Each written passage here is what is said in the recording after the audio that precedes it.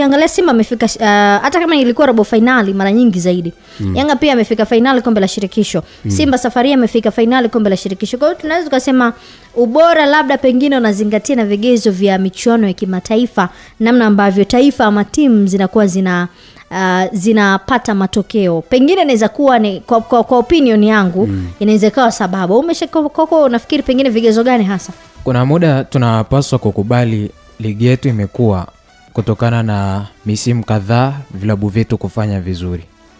Yaani kwa nini nasema kuna vitu ambavyo tunatakiwa kuangalia kwamba ligi yetu ni bora.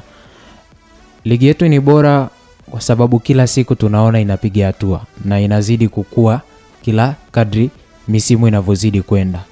Tumekuwa na ushindani ambao pengine watu wanaweza kawa na uchukulia ni wa kawaida, lakini ni ushindani ambao unatokana na vilabu kuwa bora.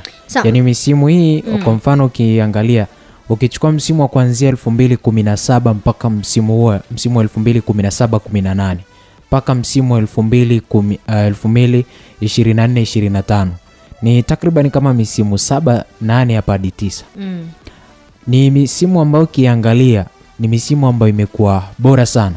Yaani kumekuwa na mabadiliko ya kila mwaka kwenye upande wa ushindani wa ligi yetu. Na tumeona kumekuwa na mabadiliko kadhaa ambayo yamekuwa yakifanyika, na uwekezaji ambao umekuwa ukifanyika kwenye ligi na wadhamini ambao wamekuwa wakiingia. Maana yake tusiangalie kwenye upande tu wa vilabu hivi viwili vya Simba na Yanga kufanya vizuri kwenye tournament kubwa barani Afrika. Tunapaswa kuangalia kwenye hizi vilabu vingine navyo ambavyo vimepata nafasi ya kushiriki kwenye hizo tournament. Licha ya kwamba hawajafika mbali, lakini kuashiria kwamba umekuwa na kwenye msimamo na vilabu ambavyo vimeonyesha utofauti kwamba hatuna top 4 yetu ambayo inatabirika kwamba msimu huu atakuwa huyu. Lakini tumekuwa na watu, kwa mfano ukiachana na Simba, Yanga, Azam ambao hawa tumekuwa kwa misimu nenda rudi. Tunaweza tukasema kwamba hawa tumekuwa tukiwaona moja kwa moja kama ndio watu ambao wanapewa nafasi kubwa ya ubingwa.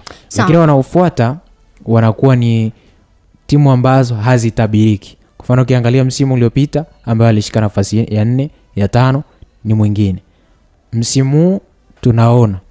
Kwa hiyo mabadiliko tusitegemee kuangalia kwamba base kuangalia kwenye misimu hii na makosa ambayo yanatokea kwa wingi.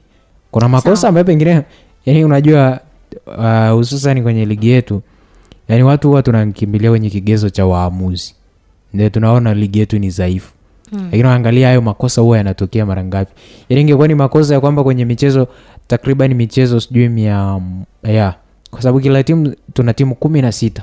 Hizo timu 16 zinacheza takriban michezo 30. Lakini ukiangalia ni michezo labda 400 na mingapi inachezwa. Yaani maana yake kwenye michezo 400 makosa yanakuwa yote kweli kwamba yani timu zote hizo yani waamuzi wanakuwa wanafanya makosa kwenye michezo yote hiyo sijui 400 na ngapi. Sababu ukiangalia timu 16 sio yote. Kwa mara ukiangalia kwa timu ambazo zinacheza 480 michezo yote waamuzi wanakuwa wanafanya vibaya. Changamoto inatokea kwenye baadhi ya mechi tu, sio mechi zote.